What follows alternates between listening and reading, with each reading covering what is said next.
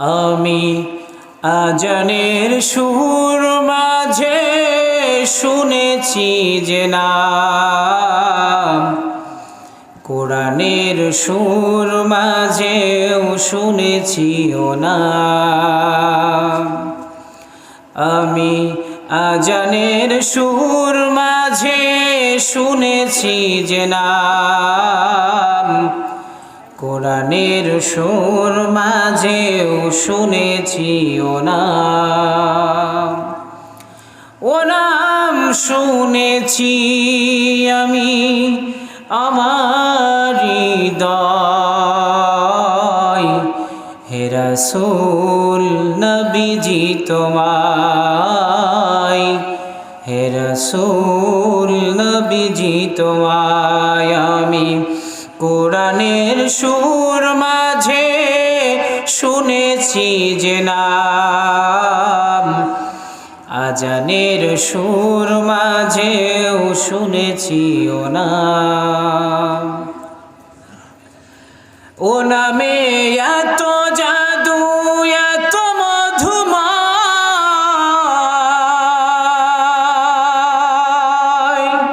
ও নাম নিয়ে ফুল সুরভি ছড়ায়। ও নামে এত জাদু এত মধুময়, ও নাম নিয়ে ফুল সুরভি ছড়ায়। সে নামের সুর তুলে আমি গেয়ে যাই, হে রাসূল নবীজি তোমায়, হে রাসূল নবীজি তোমায়। আমি কোরআনের সুর মাঝে শুনেছি যে নাম, আজানের সুর মাঝেও শুনেছি ও নাম। আরশের বুকে লেখা মধুর নাম, তামাম আলম কুল জানাই সালাম। আরশের বুকে লেখা ও মধুর নাম, তামাম আলম কুল জানাই সালাম। ব্যথিত মানবতা খুঁজে ফিরে হায়, হে রাসূল নবীজি তোমায়, হে রাসূল নবীজি তোমায়। আমি কোরআনের সুর মাঝে শুনেছি যে নাম, আজানের সুর মাঝেও শুনেছি ও নাম। আলহামদুলিল্লাহ পড়েন, আরো জোরে বলেন আলহামদুলিল্লাহ। আপনারা কি মন খারাপ আপনাদের? খুশি তো? কোরআনের মাহফিলে এসে খুশিকে কে দুহাত তুলে দেখান, লিল্লাহি তাকবীর। আল্লাহ পাক আমাদের এই আশা বসা এই কথাগুলো শোনা আমাদের জান্নাতে যাওয়ার একটা জরিয়া বানায় দিক। সকলে বলি আমিন। আর জোরে মন থেকে বলি আমিন। আমরা সরাসরি কোরআনুল কারীম থেকে আলোচনা শুনব। আজকে আমরা শুনবো যে মানুষ জাহান্নামী হওয়ার কারণ কি, কারণে মানুষ জাহান্নামী হয়। যদি আমরা কারণগুলো সম্পর্কে জানতে পারি, বুঝতে পারি, আমাদের জানা থাকে, তাহলে আমাদের জাহান্নাম থেকে বাঁচা সহজ হয়ে যাবে। কথা বলেন ঠিক কিনা? এই জন্য মুসলমান ইমানদার আল্লাহ রাব্বুল আলামিন কোরআনুল কারীমের মধ্যে মানুষের জীবন বিধান একটা কোরআনুল কারীম নামে একটা গাইডলাইন আমাদের জীবনে দিয়ে দিলেন, যে কোরআনুল কারীমের মধ্যে একজন মানুষের জীবনের জন্ম থেকে শুরু করে, এক কথায় দোলনা থেকে শুরু করে খাটিয়া পর্যন্ত, মৃত্যুর আগ পর্যন্ত মানুষের এই জীবন ব্যবস্থা সাংসারিক জীবনে, পারিবারিক জীবনে, রাষ্ট্রীয় জীবনে, সর্বক্ষেত্রে সর্বাঙ্গে যত বিধান আর যত সমস্যা, সকল সমস্যার সমাধান দিয়েছে আল কোরআন। কথা বলেন ঠিক কিনা? এই জন্য আল্লাহ রাব্বুল আলামিন বলছেন, মুসলিমদেরকে জাহান্নামীদেরকে প্রশ্ন করা হবে। আল্লাহ রাব্বুল আলামিন কোরআনুল কারীমের সূরা মুদ্দাসসির ৭৪ নম্বর সূরার মধ্যে 41 থেকে নিয়ে 45 নম্বর আয়াত পর্যন্ত এই 5 আয়াতের মধ্যে আল্লাহ তাআলা একজন ব্যক্তি জাহান্নামী কেন হবে এই 4টা কারণ বর্ণনা করেছেন। কয়টা কারণ? 4টা। আরো জোরে বলেন। 4টা কারণের কথা আল্লাহ রাব্বুল আলামিন বললেন। একজন মানুষ কেন জাহান্নামী হয়ে যায়? জাহান্নামী হওয়ার 1 নম্বর কারণ আল্লাহ রাব্বুল আলামিন 1 থেকে নিয়ে 4 পর্যন্ত 4টা কারণ আল্লাহ তাআলা বর্ণনা করেছে। জাহান্নামীদেরকে প্রশ্ন করা হবে, মা সালাকাকুম ফি সাকার। ও জাহান্নামীরা, ও পাপীরা, ও মুজরিমরা, তোমরা জাহান্নামে কেন এলে? জাহান্নামী কেন হলে?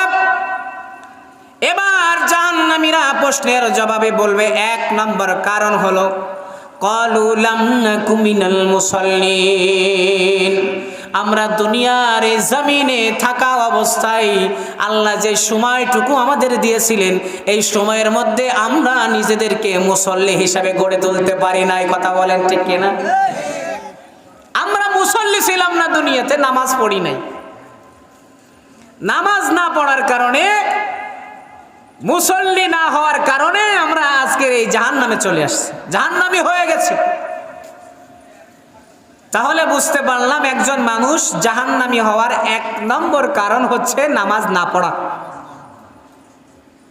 কথা বলেন ঠিক কিনা? নামাজ না পড়ার কারণে মানুষ জাহান্নামী হয়ে যায়। কারণ আল্লাহ রাব্বুল আলামিনের সাথে বান্দার সম্পর্ক গড়ার, একজন মানুষ আল্লাহর সাথে সম্পর্ক গড়ার সবথেকে বড় মাধ্যম হচ্ছে এই নামাজ। কথা বলেন ঠিক কিনা? কারণ এই নামাজের মধ্যে আল্লাহ এবং বান্দার সাথে সরাসরি কথোপকথন হয়, কিন্তু আমরা আমাদের ইমানি পাওয়ার সেই পর্যায়ে এখনো পৌঁছতে পারি নাই, বিধায় আমরা বুঝতে পারি না। কারণ বান্দা যখন পড়ে আলহামদুলিল্লাহি রাব্বিল আলামিন, আল্লাহ পাক সঙ্গে সঙ্গে জবাব দিয়ে যায়। তিরমিজি শরীফ কিতাবুত তাফসীর অধ্যায়ের মধ্যে এই কথাগুলো এসেছে। আল্লাহ বলেন, হামিদানি আব্দি, আমার বান্দা আমার প্রশংসা করেছে। সুবহানাল্লাহ বলেন। আল্লাহর সাথে বান্দার সরাসরি কথা হয়। শুধু তাই না, আল্লাহর নবী বিশ্ব নবী রাহমাতাল লিল আলামিন সরকারে দু আলম নবী হাদিসের মধ্যে বর্ণনা করেন, আকরাবু মা ইয়াকুনুল আবদু মির রাব্বিহি ওয়া হুয়া সাজিদ। আল্লাহ রাব্বুল আলামিনের সবথেকে নিকটবর্তী হয়ে যায় ওই ব্যক্তি, যে ব্যক্তি আল্লাহ রাব্বুল আলামিনের কুদরতি কদমে সিজদা দিয়ে দেয়। সুবহানাল্লাহ। সুতরাং আল্লাহ তাআলার সাথে সম্পর্ক গড়ার সবথেকে বড় একটা মাধ্যম হচ্ছে এই নামাজ। এই জন্য আল্লাহ রাব্বুল আলামিন বললেন ওই মুসলিমদের কথা, তারা 1 নম্বরের কারণ বর্ণনা করেছেন, আমরা দুনিয়ার এই জমিনে থাকা অবস্থাতে আমরা মুসল্লি ছিলাম না, নামাজ পড়ি নাই। নামাজ না পড়ার কারণে, মুসল্লি নিজেদেরকে গড়ে না তোলার কারণে আজকে আল্লাহর জান্নাত ব্যতি রেখে আমাদেরকে জাহান্নামে প্রবেশ হতে হয়েছে।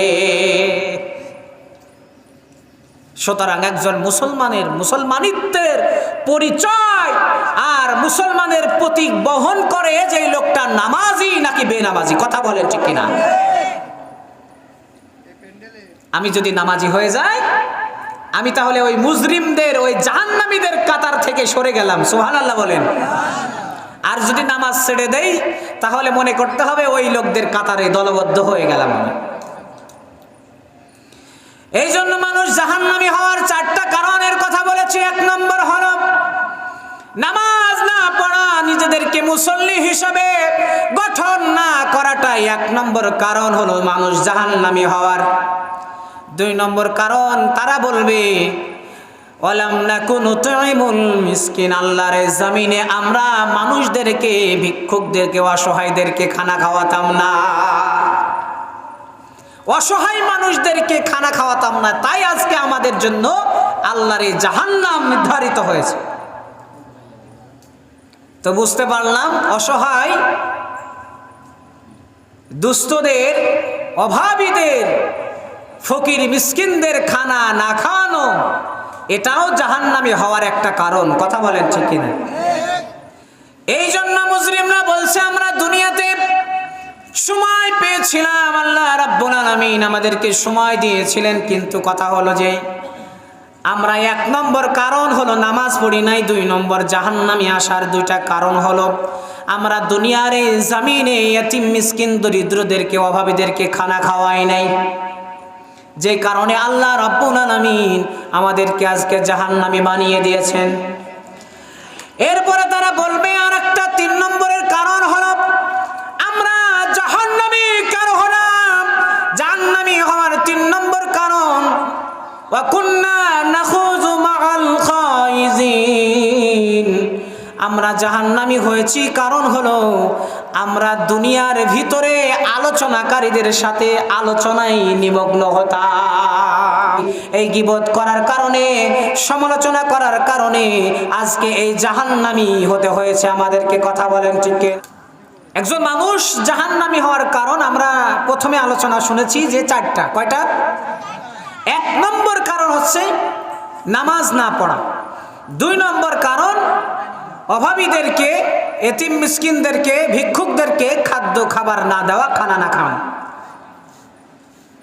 3 নম্বর কারণ হচ্ছে যারা সমালোচনা করে, আলোচনা করে, এদের সাথে ওই সমালোচনায় সঙ্গ দেওয়া, ওটা শোনা এবং ওটাকে সায় দেওয়া। কথা বলেন ঠিক কিনা? এবং অন্যের সমালোচনা করা। এক কথাই যেটাকে সহজ বাংলায় বলা হয় অন্যের দোষ চর্চা, অর্থাৎ গীবত। যারা এই গীবত করে বেড়ায়, একটা জিনিস করবে, আপনার সামনে আসার সুযোগ কোনোদিন হবে না। কথা বলেন ঠিক কিনা? তাদের ওই পিছনেই থাকতে হবে সারা জীবন, তারা সামনে আসার ক্ষমতা রাখবে না। সুতরাং আপনার যে গীবত করেছে আপনার কোনো লস নাই, আপনার আরো লাভ। যে আপনার গীবত করেছে তার সওয়াবগুলো আপনার আমলে চলে আসছে, আপনার গুনাহগুলো তার আমলে চলে গেছে। সুবহানাল্লাহ বলেন। তাই এই গীবত, অন্যের দোষ চর্চা করা, পরনিন্দা, জাহান্নামী হওয়ার এটাও একটা কারণ 3 নম্বরে। এরপরে জাহান্নামীরা 4 নম্বর কারণের কথা বলবে যে আমরা নামাজ পড়ি নাই, আমরা খানা খাওয়াই নাই। 3 নম্বর হচ্ছে আমরা সমালোচনা করেছি মানুষের।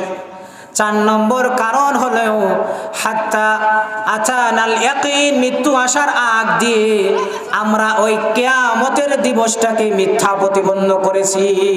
ওয়া কুন্না নুকাযযিবু বিয়াউমিদ্দিন, আমরা কিয়ামতের দিনকে, হাসরের ময়দানকে, আমরা মৃত্যুর পরের যে একটা জীবন আল্লাহ পাক রেখে দিয়েছেন, একটা সময় রেখে দিয়েছেন, এই সময়টাকে আমরা মিথ্যা প্রতিপন্ন করেছি। এটাকে বিশ্বাস করি নাই যে মারা যাবো, শেষ, মৃত্যুর পরে আবার কি হবে, কোনো কিচ্ছু নাই। জান্নাত, জাহান্নাম, হাসর, মিজান, ফুলসিরাত, এগুলো বলতে কিচ্ছু নাই। এইগুলোকে আমরা অস্বীকার করেছিলাম। 1 নম্বর অপরাধ করেছি, নামাজ পড়ি নাই। 2 নম্বর অপরাধ করেছি, ভিক্ষুকদেরকে খানা খাওয়াই নাই। 3 নম্বর অপরাধ করেছি, মানুষের সমালোচনা করেছি। 4 নম্বর অপরাধ হলো আমরা কিয়ামতের দিনটাকে, কিয়ামতের দিবসটাকে মিথ্যা প্রতিপন্ন করেছি। এই 4টা কারণে আমরা, এই 4টা কারণের সাথে আমাদেরকে ওতপ্রোতভাবে জড়িয়ে রেখেছিলাম। হাত্তা আতানাল ইয়াকিন, এমন করে চলতে চলতে হঠাৎ আমাদের মৃত্যু হয়ে গেছে। মৃত্যু হওয়ার পরে আমাদের ঠিকানা আর জান্নাত হয় নাই, জাহান্নাম হয়ে গেছে। কথা বলেন ঠিক কিনা? এই জন্য মুসলিমরা বলবে, ও দুনিয়ার মানুষ, আল্লাহ রাব্বুল আলামিন এই মুসলিমদের মেসেজগুলো আমাদেরকে কেন দিলেন? যাতে আমরা জাহান্নামী না হয়ে যাই, আমরা যেন জান্নাতি হতে পারি, আমরা যেন এই 4টা বদ অভ্যাস সম্পর্কে সচেতন হয়ে নিজেদের জীবনে এগুলো যেন না এনে নিজেদেরকে আমল করে পরিশুদ্ধ করে আল্লাহর বানানো জান্নাতি হয়ে যেতে পারি। এই জন্য আল্লাহ রাব্বুল আলামিন কোরআনী বিধানগুলো দিয়েছে। কথা বলেন ঠিক কিনা? কি আপনারা রাগ করেছেন? বেজার হয়েছেন? এই জন্য মুসলিমরা বলবে, পাপীরা বলবে, আমরা দুনিয়াতে নামাজ পড়ি নাই, ভিক্ষুকদেরকে খানা খাওয়াই নাই এবং সমালোচনা করেছি মানুষের। 4 নম্বর, কিয়ামতের দিনকে মিথ্যা প্রতিপন্ন করেছি, যে কারণগুলোর কারণে আজকে আমরা জাহান্নামী হয়েছি। আল্লাহ রাব্বুল আলামিন বলেন, সেদিন কোন সুপারিশকারীর সুপারিশ তাদের কবুলে আসবে না, কবুল হবে না, কোন সুপারিশ গ্রান্টেড হবে না। কথা বলেন ঠিক কিনা? আপনার দুনিয়াতে কোনো মামলা হামলায় মোকদ্দমায় আটকায় গেলে কোন নেতার কাছে যদি একবার হ্যালো করেন তাহলে আপনার মামলা ছুটতে পারে। আল্লাহর আদালতে কোন নেতা বলেন, কোন খেতা বলেন, দুনিয়ার যত ক্ষমতাধর লোক বলেন, রেহাই দেওয়ার মতো কোনো লোক পাবেন না। কথা বলেন ঠিক কিনা? আপনাকে মুক্তি দিতে পারে একমাত্র আল্লাহর কোরআনী বিধান আর রাসূলের তরিকা। এই ভিন্ন আপনি যত কোনো পায়তারা আর কায়দা করেন না কেন, আপনাকে মুক্তি দেওয়ার মতো কোনো পথ সেদিন থাকবে না। কথা বলেন ঠিক কিনা? সুতরাং আল্লাহ তাআলার এই মেসেজগুলো আমাদের জীবনে ধারণ করতে হবে। আল্লাহ পাক রব্বুল আলামিনের এই কথাগুলো আমাদেরকে দিলের মধ্যে গেঁথে নিতে হবে, আমাদের আমলে পরিণত করতে হবে। যদি আমরা করতে পারি, আল্লাহ রাব্বুল আলামিনের এই দেওয়া হায়াত শেষ হতে দেরি হবে, আল্লাহর সন্তুষ্টি পেয়ে জান্নাতি হওয়া দেরি হবে না। কথা বলেন ঠিক কিনা? তো শেষ ফাইনাল কথা হলো এই যে আমরা আজকে এখান থেকে 4টা কথা শিখেছি। কয়টা কথা? আরো জোরে বলেন। মানুষ জাহান্নামী হয় কয় কারণে? আরো জোরে বলেন। 1 নম্বর, নামাজ না পড়া। 2 নম্বর, ভিক্ষুকদের খানা না খাওয়ানো। 3 নম্বর, সমালোচনা করা মানুষের। 4 নম্বর, কিয়ামতের দিনকে মিথ্যা প্রতিপন্ন করা। এই 4টা কাজ থেকে বিরত থাকা যাবে ইনশাআল্লাহ। আরো জোরে বলেন, থাকা যাবে ইনশাআল্লাহ। আজ থেকে আমরা 5 ওয়াক্ত নামাজ পড়ব। 2 হাত তুলে আল্লাহর একটু দেখাই দেন, লিল্লাহি তাকবীর, লিল্লাহি তাকবীর। আল্লাহ তুমি আমাদের সবাইকে কবুল করে নাও। সকলে বলে আমিন।